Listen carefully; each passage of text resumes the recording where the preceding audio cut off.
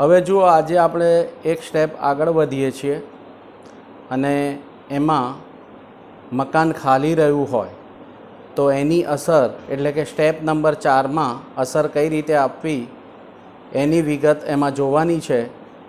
તો પ્રશ્ન તમારી સમક્ષ છે, અહીંયા સ્ક્રીન પર તમે જોઈ શકો છો કે શ્રી યુવરાજની માલિકીની ભાડે આપેલ મકાન મિલકતોને લગતી નીચે આપેલી માહિતી પરથી આકારણી વર્ષ 2020-21 માટે ગ્રોસ મૂલ્યની ગણતરી કરો। એમાં પહેલો મુદ્દો છે મ્યુનિસિપલ વાર્ષિક મૂલ્ય 3 મકાનમાં અનુક્રમે આ રીતે છે 6 લાખ, 3 લાખ અને 9 લાખ। બીજું છે સ્ટાન્ડર્ડ રેન્ટ એટલે કે બીજા શબ્દોમાં પ્રમાણિત ભાડું 6,20,000, 2,90,000 અને 7,50,000। ત્રીજું વ્યાજબી ભાડું છે એ વાર્ષિક આપ્યું છે 6,30,000, 3,30,000 અને 8 લાખ। ચોથો મુદ્દો ખરેખર ભાડું જે વાર્ષિક આપ્યું છે 5,40,000, 4,20,000 અને 7,20,000। પાંચમા મુદ્દામાં ભાડુઆતની સગવડ માટેના ખર્ચા છે જે 6,000, 10,000 અને 15,000 છે। વસૂલ નહીં થયેલું ભાડું 20,000, 25,000 અને 50,000 છે। અને સાતમો જે નવો મુદ્દો આજે એડ થયો છે, આગળ 2 દાખલા ગણ્યા એમાં આ મુદ્દો નથી, એ છે મકાન ખાલી રહ્યાનો સમય, એ છે 1 માસ, 2 માસ અને 15 દિવસ। હવે આની ગણતરી કઈ રીતે કરવી એનો મુદ્દો આપણે જોવાનો છે, એટલે એનો જવાબ આપણે જોઈએ। તો અહીંયા આપણે જોવું પડશે કે શ્રી યુવરાજની મકાન મિલકતોનું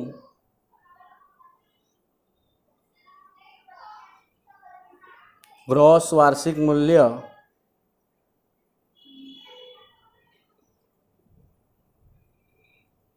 એની ગણતરી દર્શાવતું પત્રક। હવે આકારણી વર્ષ એ 20 અને 21 છે, 20-21 એટલે 1/4/20થી શરૂ થાય, 31/3/21 એ વર્ષ પૂરું થાય। હવે અહીંયા મેં જે તમને સ્ટેપ કહ્યા છે એમાં પહેલા સ્ટેપમાં 3 મુદ્દા 3 રકમો કવર થશે। તો એમાં આપણે એ રીતે આગળ વધીએ તો સ્ટેપ 1માં આપણે અપેક્ષિત વ્યાજબી ભાડું શોધવાનું છે। હવે આ અપેક્ષિત વ્યાજબી ભાડું એ 2 મુદ્દાના આધારે શોધવાનું, એટલે મુદ્દા નંબર 1 જે છે એમાં મ્યુનિસિપલ વાર્ષિક મૂલ્ય અથવા અને લખો તો પણ ચાલે, વ્યાજબી ભાડું 2માંથી જે વધુ હોય તે। આ પ્રોસિજરની પહેલી વિગત છે, પહેલો પેટા મુદ્દો છે અને એમાં 2 આંકડા જોવાના, એટલે કે પહેલો મુદ્દો પ્રશ્નમાં અને પ્રશ્નનો ત્રીજો મુદ્દો, આમાંથી જે વધુ આંકડો દેખાય લખવાનો। એટલે જુઓ, પહેલા મકાનમાં મ્યુનિસિપલ વાર્ષિક મૂલ્ય 6 લાખ છે, જ્યારે વાર્ષિક ભાડું ત્રીજા મુદ્દામાં જુઓ મકાન 1માં 6,30,000 દેખાય છે, એટલે 6,30,000ની રકમ એ મોટી રકમ થઈ, આપણે એ લખીશું। મકાન નંબર 2માં આવો તો મ્યુનિસિપલ વાર્ષિક મૂલ્ય એનું 3 લાખ દેખાય છે, જ્યારે વ્યાજબી ભાડું 3,30,000 એટલે કે વધુ આંકડો 3,30,000 છે। અને ત્રીજા મુદ્દામાં વાર્ષિક મૂલ્ય 9 લાખ છે અને જે વ્યાજબી ભાડું છે 8 લાખ છે, એટલે 9 લાખનો આંકડો મોટો છે, આપણે 9 લાખ લખીશું। પણ આ ફાઇનલ ફિગર નથી, હજુ બીજો મુદ્દો જોવો પડશે, એટલે કે આ ઉપર મુજબ 1 મુજબની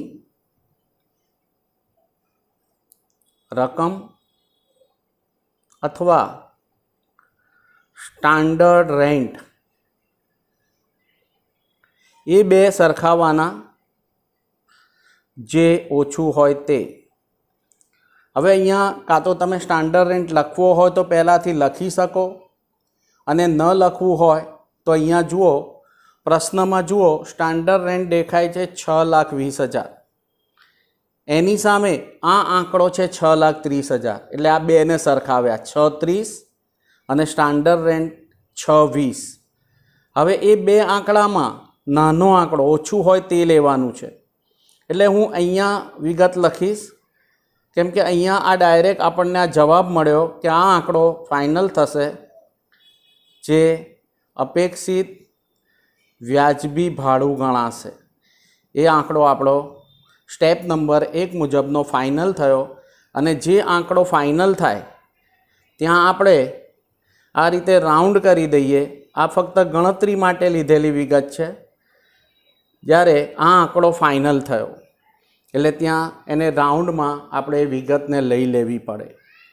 એ જ રીતે હવે બીજો મુદ્દો જોઈએ તો અહીંયા 3,30,000 છે, અને તમારા પ્રશ્નમાં તમે સ્ટાન્ડર્ડ રેન્ટ જુઓ 2,90,000 છે, એટલે 2,90,000નો આંકડો ફાઇનલ થશે।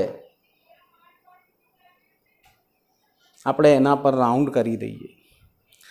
અને એ જ રીતે ત્રીજો મુદ્દો એ અહીંયા 9 લાખ છે, અને સ્ટાન્ડર્ડ રેન્ટ તમે જોશો 7,50,000 છે, એ 7,50,000નો આંકડો ઓછો કહેવાય, એટલે એ 7,50,000ને આપણે ફાઇનલ કરીશું।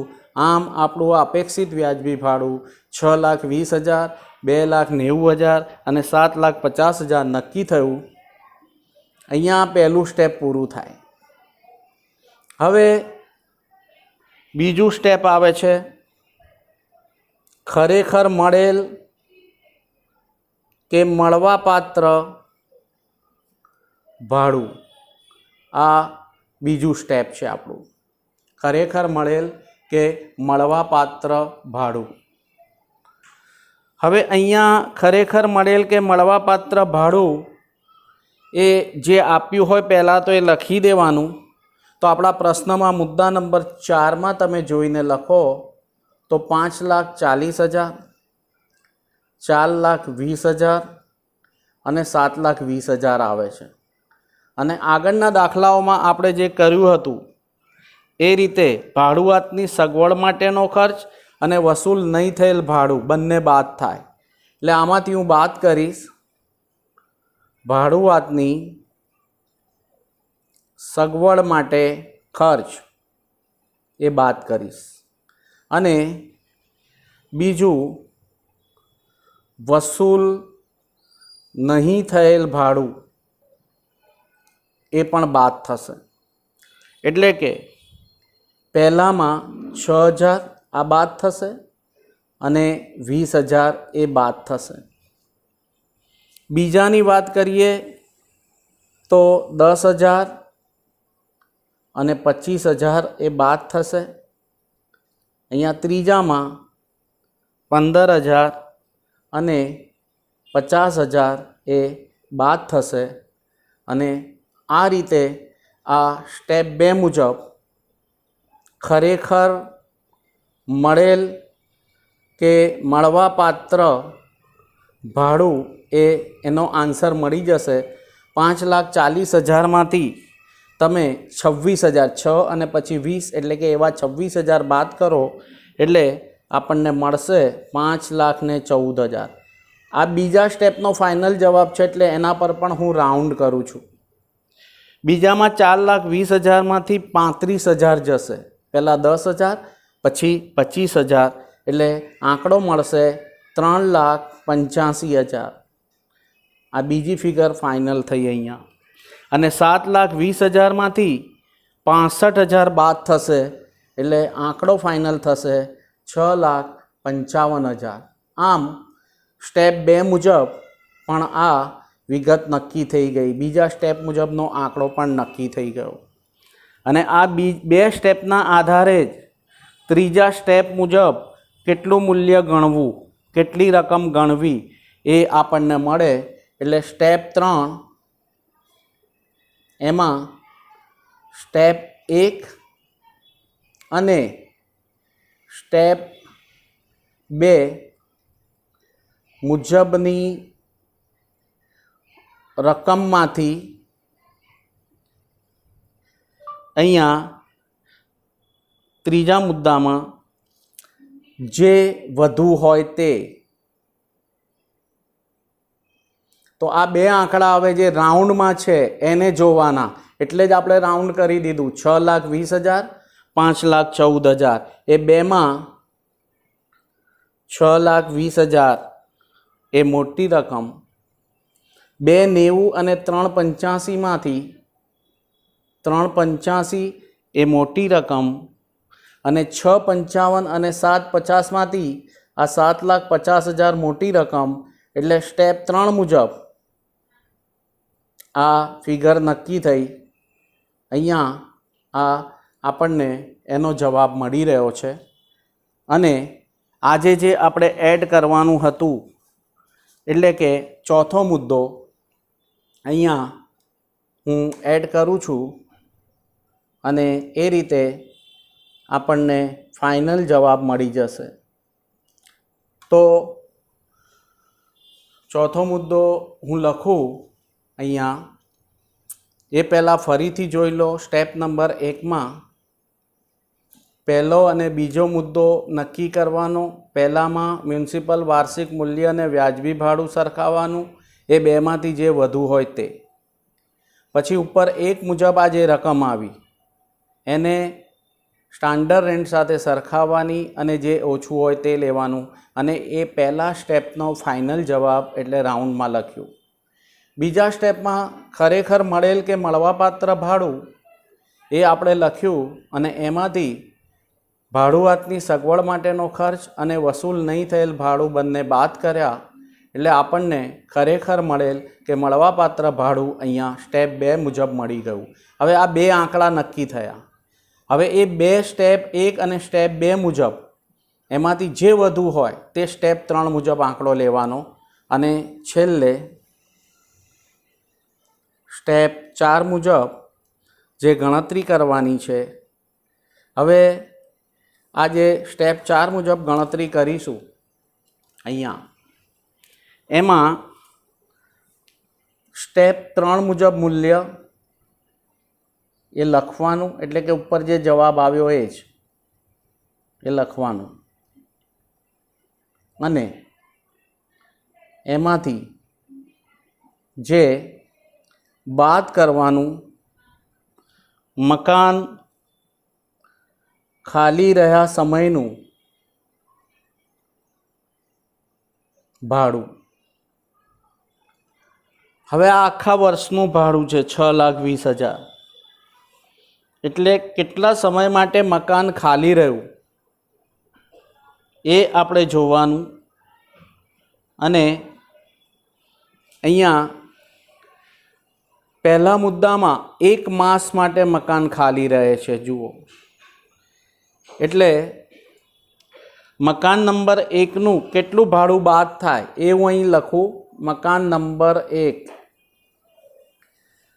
હવે 1માં હું તમને એની ત્રિરાશિ બતાવી દઉં કે 12 માસના 6,20,000, તો 1 માસના બાદ કરવાના છે. તો 1 માસના કેટલા બાદ થાય? તો 6,20,000 ગુણ્યા 1/12. આ રીતનો આંકડો આવશે. અહીંયા 6,20,000 સેજ ભૂલ થઈ ગઈ છે, આ મૂલ્ય નહીં, પણ આપણે ભાડું જોવાનું છે. એટલે કે 12 માસના 5,40,000, તો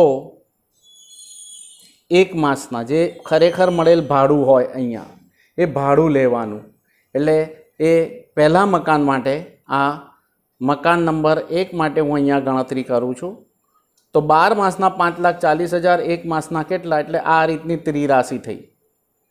હવે અહીંયા આપણે જો આ રીતે જોઈએ તો જવાબ તમારો 45,000 આવશે. એટલે આ 45,000 અહીંયા બાદ કરવા પડશે. હવે એ જ રીતે હું મકાન નંબર 2નું ડાયરેક્ટ લખી દઉં છું. એટલે કે 12 માસના જે ભાડું છે 4,20,000 છે, તો 2 માસના ગણવા માટે 2 12 આપણે કરવા પડે, એટલે એ 12 ને 2 થી ભાગીએ એટલે 7 આવે, અને 7 છંગ 42 એટલે અહીંયા 60,000 રૂપિયા, અરે સોરી 6 સત્તા 42 એટલે 70,000 રૂપિયા એ બાદ થશે. અને એ જ રીતે મકાન નંબર 3ની વાત કરીએ તો ત્યાં છે 7,20,000 ભાડું, એટલે 7,20,000 ગુણ્યા, હવે છેદમાં 12 લખવાના છે, પણ હવે આ અડધો માસ છે એટલે 1/2 એવું લખાય. અડધો માસ એટલે 1/2 અને બીજા ગુણાકારમાં 12 તો ખરા જ, એટલે આ 24થી ભાગાકાર થશે. અહીંયા 24થી ભાગાકાર કરીશું તો 30,000 રૂપિયા આપણને મળશે, અને આ 30,000 અહીંયા બાદ કરવાના થશે, અને આ રીતે આ ત્રણેય આંકડા આપણે બાદ કરીશું એટલે 5,75,000, 3,15,000 અને 7,20,000 એ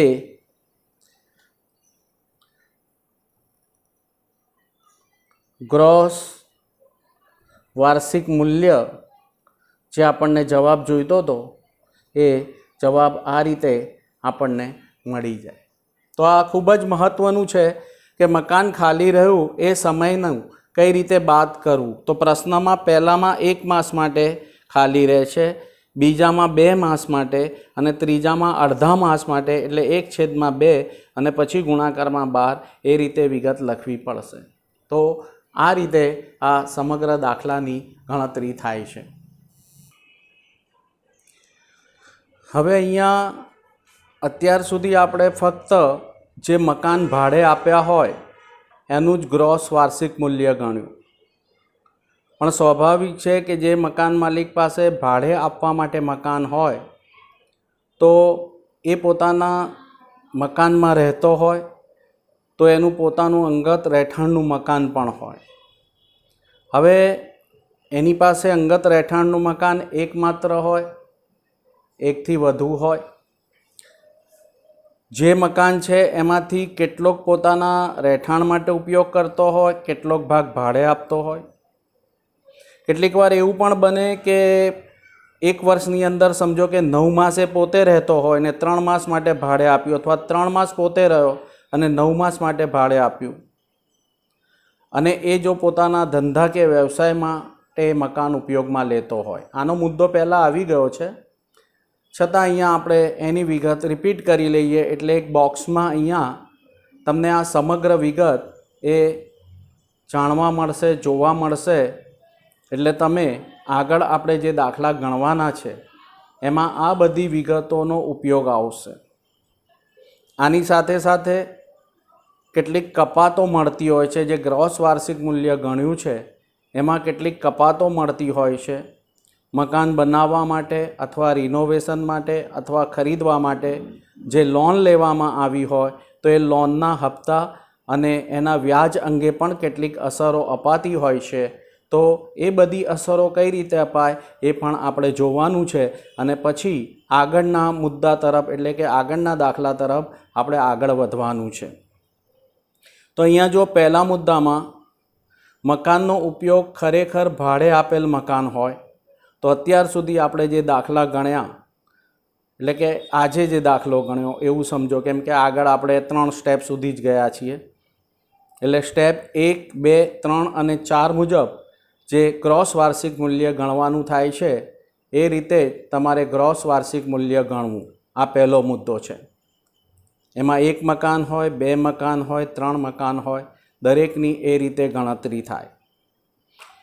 બીજો મુદ્દો છે એસએસસીના પોતાના અંગત રહેઠાણનું મકાન. હવે એકમાત્ર મકાન હોય તો અહીંયા એના મકાનનું ગ્રોસ વાર્ષિક મૂલ્ય 0 ગણવું, એટલે કે એના પર કોઈ ટેક્સ ભરવાનો થાય નહીં, પોતાનું જ મકાન છે અને પોતે જ એનો રહેઠાણ માટે ઉપયોગ કરી રહ્યા છે. હવે ત્રીજો મુદ્દો જે ખૂબ જ મહત્ત્વનો છે અને એના અંગેના દાખલાઓમાં પણ આપણે ધ્યાન રાખવું પડશે કે એકથી વધુ અંગત રહેઠાણના મકાન હોય. એક મકાન હોય ત્યાં સુધી તો બરાબર છે, એનું ગ્રોસ વાર્ષિક મૂલ્ય 0 થઈ જાય. પણ એક કરતાં વધુ એના અંગત રહેઠાણના મકાન હોય તો અહીંયા તમે જુઓ એની વિગત આપી છે એ મુજબ કોઈ એક મકાનનું વાર્ષિક મૂલ્ય 0 ગણવું. હવે સ્વાભાવિક છે, 2 મકાન હોય તો જેમાં ભાડાની આવક એને ઓછી થવાની હોય એ સિવાયનું મકાન, એટલે કે બીજા શબ્દોમાં કહીએ કે એને એક મકાનમાં એ રહે છે અને બીજું મકાન જે છે એ પણ એણે રહેઠાણ માટે જ એમને એમ રાખ્યું છે, છતાં પણ એની પાસેથી એ મકાન મિલકતની આવક કાલ્પનિક રીતે ગણીને ટેક્સ લેવામાં આવશે. તો કોઈ પણ ટેક્સ ભરનાર એવું જ વિચારે કે ઓછામાં ઓછો ટેક્સ શેમાં હશે, એટલે 2 મકાનમાં જે પણ મકાનમાં એને ઓછો ટેક્સ ભરવો પડે એવા ટેક્સ માટે, એવા મકાન માટે એ એવી પસંદગી કરશે કે આ ભાડે આપેલ છે એવું માની લો, અને જેમાં વધુ ટેક્સ આવવાનો હોય એમાં પોતે રહેઠાણ કરે છે એવું માની લો. એટલે એને પસંદગી આપવામાં આવે છે કે 2માંથી કયામાં તમારે વાર્ષિક મૂલ્ય 0 ગણવું છે, પોતાના રહેઠાણ માટેનું કયું મકાન ગણવું, અને એ સિવાયનું જે મકાન હોય એ બાકીના મકાનમાં કાલ્પનિક રીતે ધારણા કરીને એ ભાડે આપ્યું છે એવું સમજીને સ્ટેપ 1માં પહેલા મુદ્દામાં જે ખરેખર ભાડે આપેલ મકાનમાં જે 4 સ્ટેપ કયા છે એ મુજબ એનું વાર્ષિક મૂલ્ય ગણવું પડશે. તો આ ખૂબ જ મહત્ત્વનો મુદ્દો છે કે અહીંયા મકાન એણે ભાડે આપ્યું નથી, છતાં પણ એણે એ મકાન પર ટેક્સ ભરવો પડશે. 2 મકાન હશે તો એક મકાનમાં એને રહેઠાણ માટેનું મકાન ગણાશે અને બીજું મકાન કાલ્પનિક રીતે એણે ભાડે આપેલું છે એવું સમજીને એની ધારણા બાંધીને કેટલો ટેક્સ ભરવાનો થાય એ ટેક્સ ભરવાનો થશે. હવે ચોથો મુદ્દો છે કે મકાનનો અંશતઃ ભાગ ભાડે આપેલ હોય. દાખલા તરીકે એનું 2 માળનું મકાન છે અને એમાંથી ઉપરના માળ પર એ ભાડે આપે છે, નીચે પોતે જ રહેઠાણ માટે ઉપયોગમાં લે છે. તો એમાં જે અંગત રહેઠાણ માટેના એકમનું વાર્ષિક મૂલ્ય 0 ગણવું, એ પોતે નીચે રહેતો હોય તો એ નીચેના મકાનનું એ વાર્ષિક મૂલ્ય 0 થઈ જશે અને ઉપર જે ભાડે આપ્યું છે એની ગણતરી થશે. હવે ગણતરી કઈ રીતે થશે તો પેલા 4 સ્ટેપ મુજબ જ, સ્ટેપ 1, 2, 3 અને 4 એ રીતે એની ગણતરી થશે. 5મો મુદ્દો જે તમને આપ્યો છે એમાં જુઓ, આ અંશતઃ ભાગની વાત હતી, એટલે કે ઉપર અને નીચે 2 ભાગ હોય તો ઉપરનો માળ ભાડે આપી દીધો. હવે અંશતઃ સમય આવ્યો 5મા મુદ્દામાં. મકાન અંશતઃ સમય માટે ભાડે આપેલ હોય અને અંશતઃ સમય માટે રહેઠાણ માટે ઉપયોગમાં હોય. દાખલા તરીકે 9 માસ માટે ભાડે આપ્યું, એ ફોરેન જતા રહ્યા અને પછી પાછા આવ્યા ત્યારે 3 માસ માટે પોતે મકાન વાપર્યું. તો અહીંયા એના માટે કહ્યું છે કે મકાન સમગ્ર વર્ષ માટે ભાડે આપેલ છે તે રીતે વાર્ષિક મૂલ્ય ગણવું. એટલે ભલે એમણે 12 માસ માટે ભાડે નથી આપ્યું, છતાં પણ એ રીતે એની ગણતરી કરવી પડશે. પણ અહીંયા એને એક પેલો લાભ મળશે કે 9 માસનું જ ભાડું મળ્યું હોય તો જે ખરેખર ભાડું છે 9 માસનું જ ગણાશે અને એની રીતે જ આકારણી થશે. પણ અહીંયા એણે મકાન પોતે વાપર્યું જ નથી એવું સમજીને પૂરેપૂરું મકાન પૂરેપૂરા સમય માટે ભાડે આપ્યું છે એ રીતે એની આકારણી થશે. અને છેલ્લો મુદ્દો જે આગળ આપણે આ ચેપ્ટરની શરૂઆત કરી હતી ત્યારે જ એ મુદ્દો આવી ગયો હતો કે મકાન એસએસીના પોતાના ધંધા વ્યવસાય માટે ઉપયોગમાં લેવાતું હોય તો અહીંયા આ શીર્ષક હેઠળ આવા મકાનની ગણતરી કરવામાં આવશે નહીં. જો એ પોતાનું મકાન પોતાના ધંધા માટે, ધંધા વ્યવસાય માટે ઉપયોગમાં લેવાય તો એને એમાં એની મકાન મિલકતની આવકે ન ગણાય, એટલે ત્યાં એનું વાર્ષિક મૂલ્ય ગણાશે નહીં. તો આ રીતના આટલા મુદ્દા આપેલા છે અને હવે આગળ આપણે આ રીતે એની વિગતો, બીજી જે વિગતો છે જોઈને પછી આગળના દાખલા તરફ આગળ વધીએ છીએ. હવે સ્ટેપ 4 મુજબની જે ગણતરી કરીએ છીએ એમાં કેટલીક કપાતો બાદ કરવી પડે. એમાં તમને સ્ક્રીન પર દેખાશે, પહેલાં છે સ્થાનિક કરવેરાની કપાત. હવે જો સ્થાનિક કરવેરા એટલે કે મ્યુનિસિપાલિટીના કરવેરા જો મકાન માલિકે ભરવાના થતા હોય, એણે ભોગવવાના થતા હોય તો ગ્રોસ વાર્ષિક મૂલ્ય ગણતી વખતે એ કપાત તરીકે બાદ મળશે. પરંતુ જો સ્થાનિક કરવેરા ચૂકવવાની જવાબદારી ભાડુઆતની હોય તો તે કપાત તરીકે બાદ મળે નહીં. આ ઉપરાંત આવા સ્થાનિક વેરા પાછલા વર્ષ માટે ચૂકવ્યા હોય કે ચૂકવવા પાત્ર થયા હોય તો જ એ બાદ મળે. આટલા મુદ્દા એમાં તમારે ધ્યાન રાખવાના છે. હવે આ ચોખ્ખા વાર્ષિક મૂલ્યમાંથી કેટલીક ખાસ કપાતો પણ બાદ મળે છે, જે કલમ 24 મુજબ બાદ મળે છે. હવે એમાં મુખ્ય બે મુદ્દા છે. એક તો સ્ટાન્ડર્ડ કપાત, એટલે આપણે જે ચોખ્ખું વાર્ષિક મૂલ્ય ગણીએ તો એ ચોખ્ખા વાર્ષિક મૂલ્યના 30% લેખે તમારે સ્ટાન્ડર્ડ કપાત તમે બાદ કરી શકો. પણ એ બાદ કરો તો મકાન માલિક પહેલાં જો સમારકામ, ભાડું ઉઘરાવવાનો ખર્ચ વગેરે બાદ કરતો હોય, જે ખરેખર ભાડું મળે છે એમાંથી, તો એ બાદ થાય નહીં. કેમ કે એ આ 30%નો લાભ લઈ રહ્યો છે, એટલે એને એ બધું બાદ મળશે નહીં. પણ સ્ટાન્ડર્ડ કપાત તરીકે એને આ 30% રકમ એ બાદ મળી જશે. એના પછી જે બીજો મહત્ત્વનો મુદ્દો છે એ જે ઉછીની લીધેલી લોન હોય એના પરનું વ્યાજ કઈ રીતે બાદ મળે. તો એમાં બે મુદ્દા છે. એક તો સમારકામ કર્યું હોય કે પુનઃ બાંધકામ કર્યું હોય ત્યારે શું, અને મકાન જો ખરીદ્યું હોય અથવા તો બાંધકામ કર્યું હોય અને એના માટે લોન લીધી હોય ત્યારે શું. તો જો એણે સમારકામ કર્યું કે પુનઃ બાંધકામ માટે લોન લીધી હોય, હવે એના માટે કોઈ શરત નથી કે કઈ તારીખે લીધી હોય, ક્યારે લીધી હોય, ગમે ત્યારે લીધી હોય, પણ એનું પાછલા વર્ષમાં વ્યાજ ચૂકવવાનું થતું હોય અને વધુમાં વધુ વાર્ષિક ₹30,000 સુધીનું વ્યાજ એનું કપાત તરીકે બાદ મળી શકે. લોન ગમે ત્યારે લીધી હોય, પણ એ જ્યારે જે આકારણી વર્ષમાં એ ટેક્સ ભરી રહ્યો છે ત્યારે એનું પાછલું વર્ષ જે હોય એમાં એને 30,000 સુધીનું એ વાર્ષિક વ્યાજ બાદ મળી જશે. એમાં બીજો મુદ્દો છે કે મકાનની ખરીદી કે બાંધકામ માટે એણે લોન લીધી હોય. તો અહીંયા બે મુદ્દા છે.